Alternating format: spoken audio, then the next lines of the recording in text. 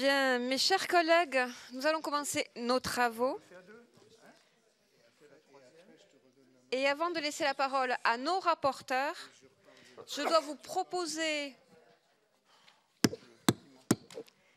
proposer la nomination de M. Dominique Potier comme rapporteur sur la proposition de loi relative à la lutte contre l'accaparement des terres et au développement du biocontrôle.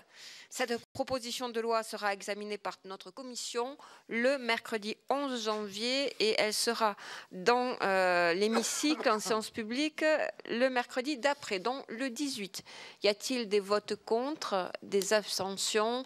Donc, M. Dominique Potier est nommé rapporteur par notre commission.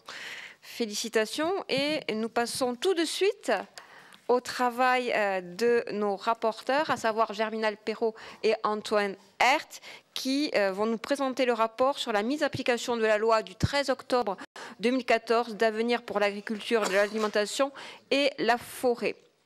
Donc, effectivement, aujourd'hui, nous sommes là sur des exercices que nous avons coutume de pratiquer dans notre commission et dans les autres sur l'application de la loi. Cette loi qui, effectivement, a amené nos rapporteurs à un travail important avec un certain nombre d'auditions et également, ils nous en feront part, sur une loi importante puisqu'elle comporte 96 articles et des décrets d'application. Certains ont été pris, d'autres non, mais ils nous en font part. La loi d'avenir pour l'agriculture est un des grands textes concernant la matière agricole sur la transformation de notre modèle agricole.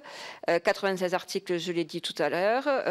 Un nouveau décret même a encore été publié hier relatif à la mise en transparence des résultats des contrôles de l'État dans le domaine de la sécurité sanitaire des aliments.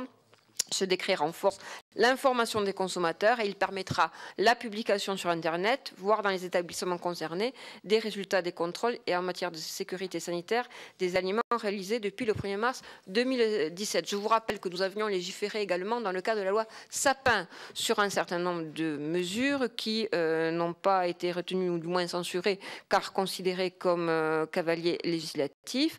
Ces dispositions qui avaient été travaillées par l'ensemble des députés ici dans cette commission vont être reprises sur un texte de loi que nous aurons à examiner à la rentrée et dont nous venons de désigner Dominique Potier comme rapporteur et vous dire qu'effectivement notre législature qui s'achève dans quelques semaines s'est fortement concentrée sur ces dossiers agricoles. Je crois que peut-être il serait intéressant aussi à l'issue de votre travail, messieurs, et une fois que l'Assemblée et du moins notre commission aura autorisé la publication du rapport, que nous puissions refaire un point avec le ministre, le cas échéant, de façon à ce qu'avoir le parallèle, l'application de la loi faite par les parlementaires et l'application de la loi faite également par le gouvernement et notamment son ministre, dont je sais par ailleurs que vous l'avez auditionné ou du moins ses services concernant cette loi. En tout cas, le rapport est conséquent, important.